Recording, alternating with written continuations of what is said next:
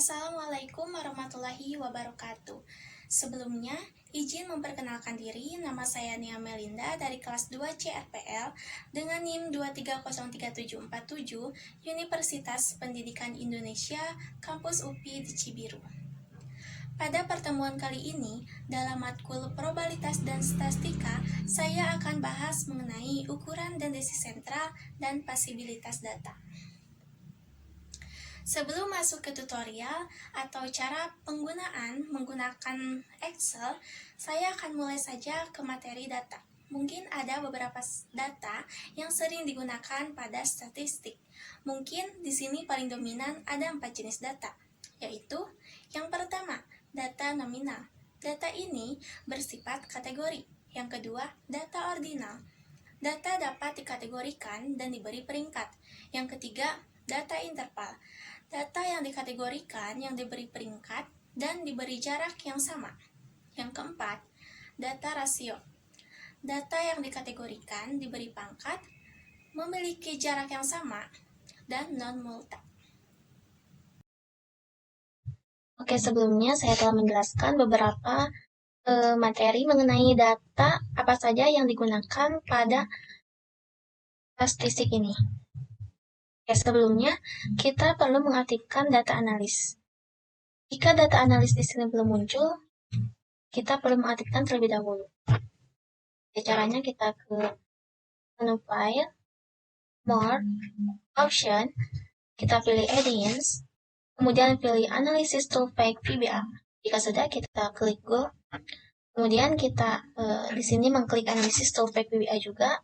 Jika sudah, jika sudah aktif, maka data analisis di sini akan muncul. Kita coba membuat 150 data dengan menggunakan rumus range between. Di sini nilai minimum dan juga maksimum dimasukkan.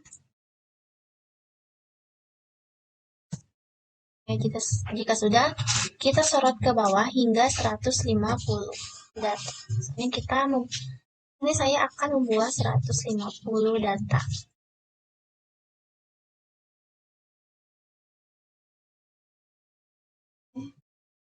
Oke, jika sudah.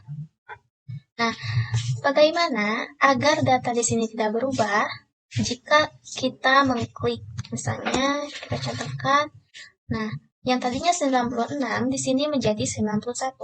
Nah, bagaimana caranya agar data di sini tidak berubah? Di sini kita perlu memblok terlebih dahulu. Kemudian kita ke menu Home dan pilih Paste Value 123.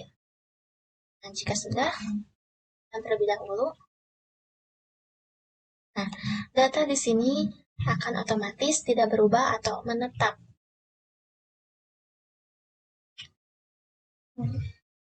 Nah, di sini saya sedang membuat tabel mahasiswa dan juga di sini nilainya saya mengambil dari data 150 yang telah dibuat.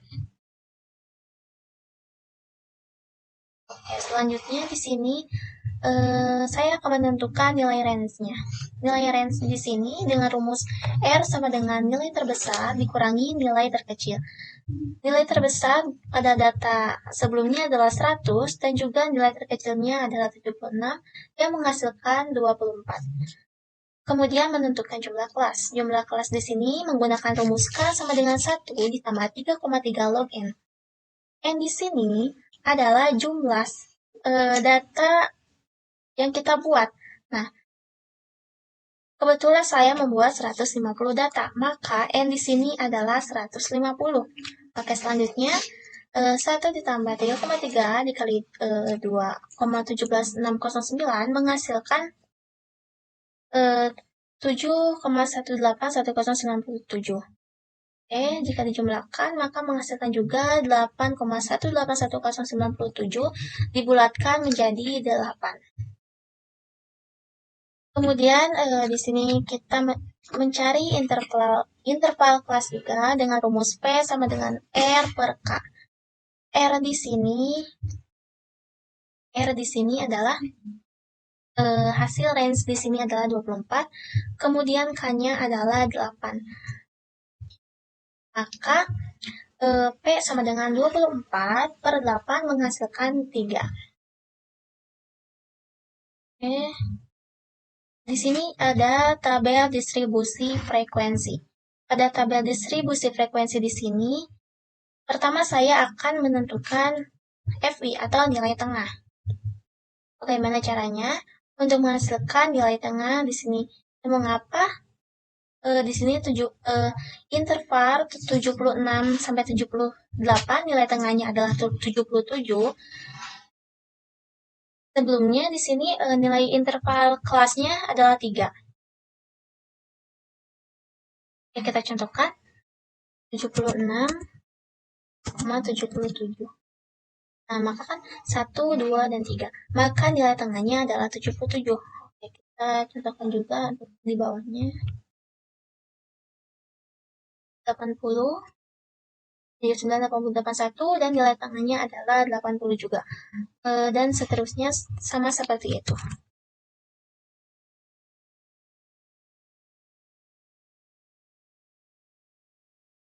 Nah, kemudian kita akan mencari frekuensinya.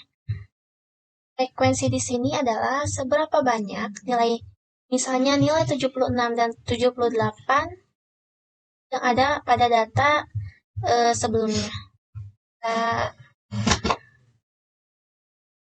Di sini kita copy dulu nilai yang 150 datanya.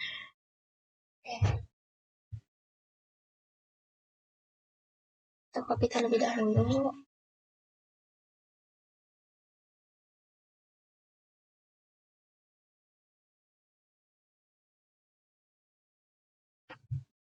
Oke. Kemudian kita ke Excel lagi. Ya sudah.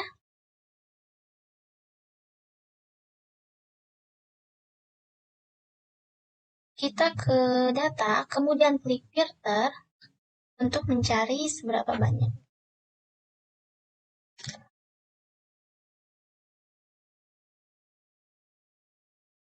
Di sini saya akan mencari frekuensi nilai 76 sampai 78. Di sini tinggal klik saja angka 76 sampai 78 jika sudah kita klik OK. Di sini datanya. Kita menghitung seberapa banyak data yang keluar. 3, 4. Di sini kita menghasilkan nilai 20. Oke, selanjutnya kita akan mencari frekuensi nilai 79 sampai 81. Kita menghitung 79, 80, 81. Oke. Kita hitung kembali nilainya ada berapa? 1, 2, 3, 4, 5, 6, 7. Di sini muncul ada 16 data. Oke, untuk 82 sampai 99 ulangi cara yang sama untuk menghasilkan frekuensi. Oke, kemudian kita mencari nilai tengah dan juga frekuensi di sini dengan cara mengkalikan nilai tengah dan frekuensi. Ambil nilai tengahnya 77, juga frekuensinya 20. Kita mengkalikan dengan rumus sama dengan 20 dikalikan dengan 77. Oke, hasilnya 100, hasilnya 1540. Oke, selanjutnya nilai tengahnya 80 dan juga 16. 16 dikalikan 80. Oke, hasilnya 1280. Nah, untuk selanjutnya menggunakan cara yang sama. Saya akan mencari nilai persentase. Oke, di sini adalah nilai frekuensi dibagi dengan nilai data yaitu 150. Karena di sini adalah persen, maka harus dikalikan dengan 100. Contoh nilai frekuensinya. Nilai frekuensinya 20. Oke, mohon maaf, dibagi 150 dikali 100. Ini hasilnya adalah 13,33. Nah, di sini saya mengambil angka di belakang komennya 2. Nah, agar seperti itu.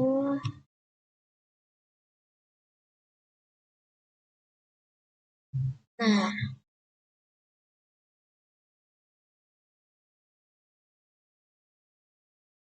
kita ambil lagi contoh yang kedua. Frekuensinya 16, kemudian dibagi 150 dikalikan 100. Kita menghasilkan 10,66 sekian. Nah, di sini saya mengambil angka di belakang komanya 2, yaitu 10,6 dan 7.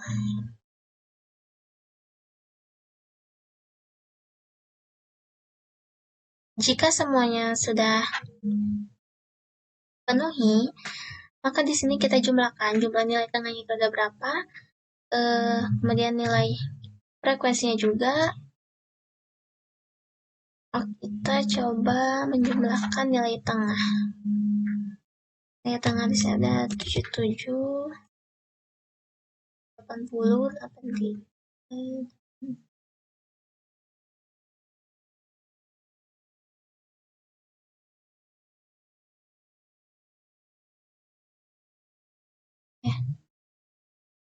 Kita akan menjumlahkan dengan menggunakan rumus sum. Oke. Nah, di sini menghasilkan 700 untuk nilai tengahnya. Dan untuk menghasilkan nilai jumlah frekuensi, FIXI, dan juga persen, sama caranya seperti itu. Kemudian jika sudah, kita diperlukan untuk mencari rata-rata dari nilai tengah, frekuensi, dan juga FIXI, dan juga presentence itu berapa. Untuk mencari rata-rata di sini adalah hasil menghitung dari FIX ini dibagi dengan frekuensi dan juga menghasilkan rata-rata 88,38. Oke, selanjutnya. Nah, di sini ada tabel bantuan. Oke, yang sebelumnya cuman ada 4 tabel, yaitu interval, nilai tengah, frekuensi, FIXI. Nah, yang belum ada itu nilai XI dikurang X bar, dan juga seterusnya.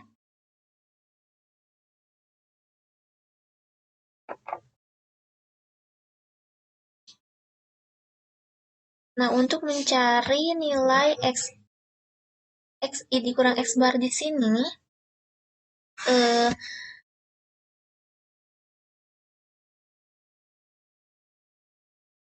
berapa rata-rata yang telah kita dapatkan, yaitu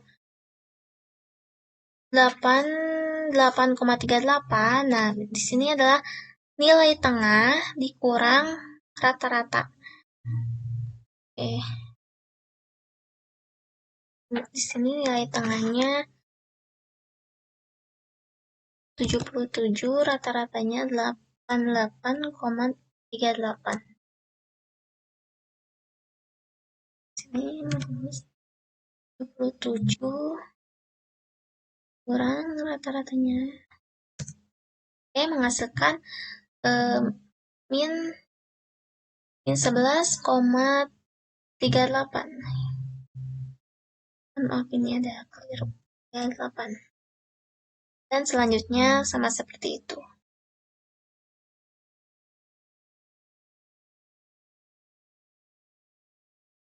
Kemudian untuk XI, X bar ini, nah di sini nilai yang sebelumnya dipangkatkan 2. Nah, jadi ini min 11,38. min 11,38 dipangkatkan. Contoh min 11,38.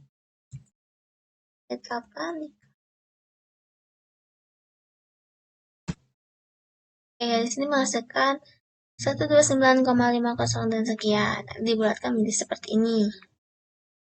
Next. Untuk yang selanjutnya, FI, XI dikurang X bar, pangkat 2, di sini nilai yang sudah dikuadratkan tadi, nanti ini, dikali dengan nilai frekuensi. Kita contoh.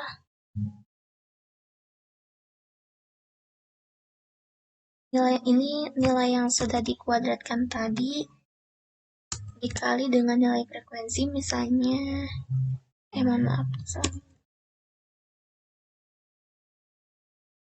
ini ya nilai yang sudah dikuadratkan dengan nilai frekuensi menghasilkan 2571,9112.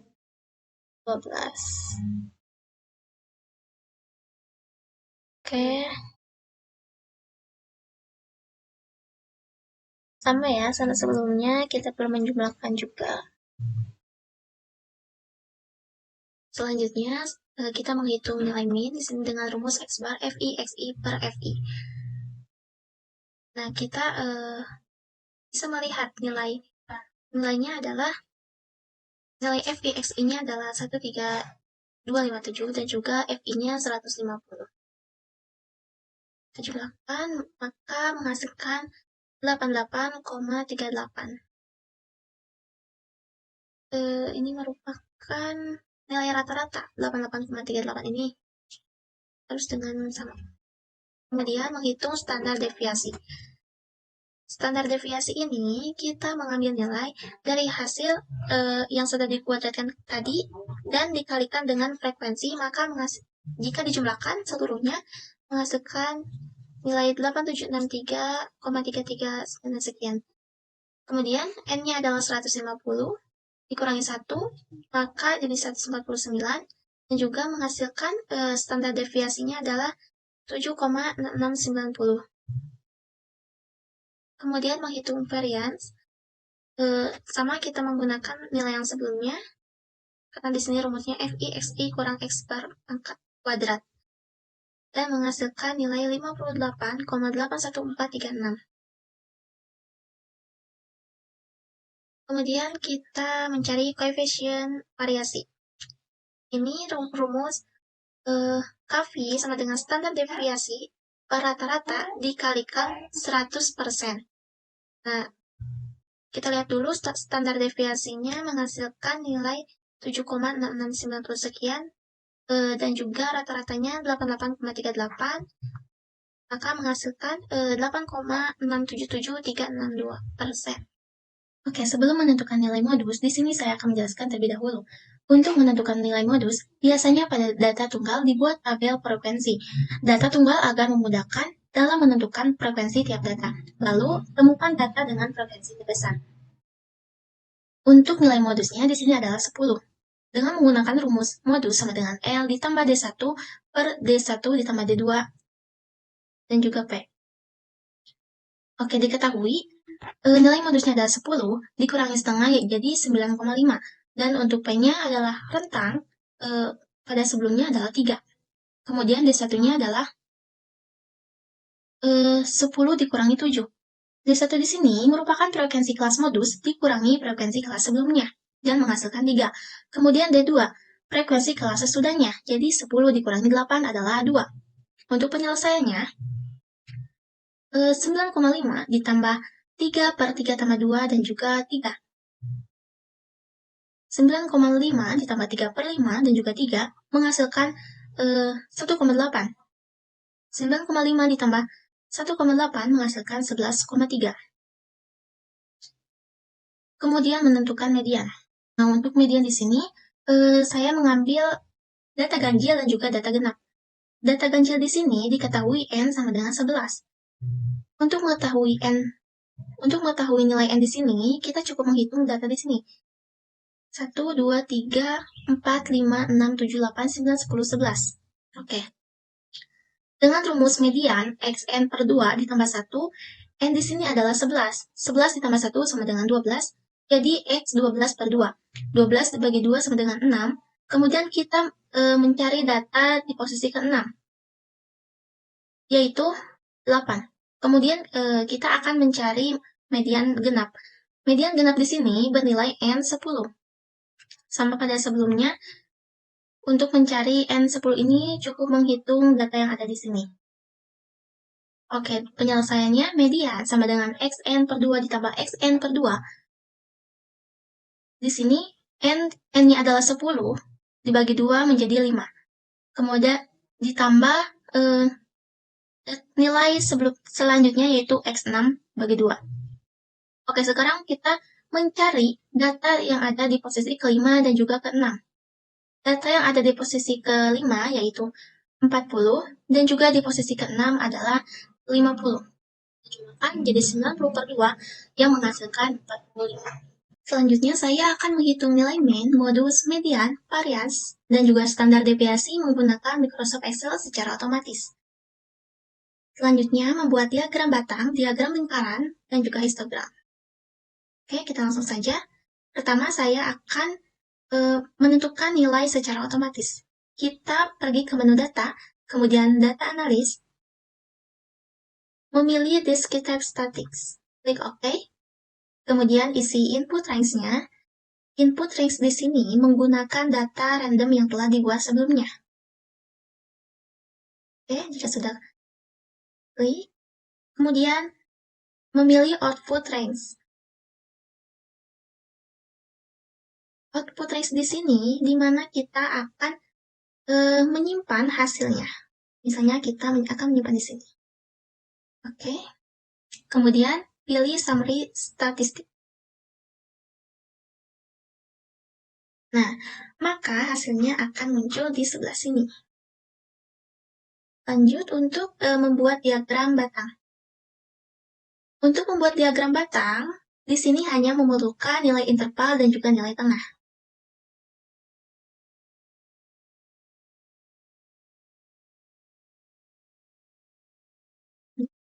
Oke, selanjutnya membuat diagram lingkaran. Untuk diagram lingkaran di sini hanya memerlukan data persen.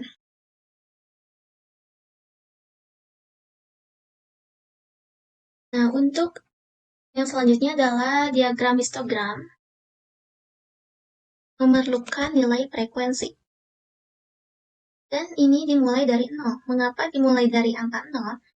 Karena 0 di sini berfungsi sendiri sebagai pemisah dari sumbu X.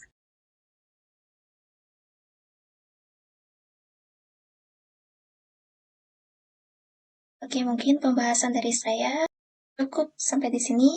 Terima kasih. Wassalamualaikum warahmatullahi wabarakatuh.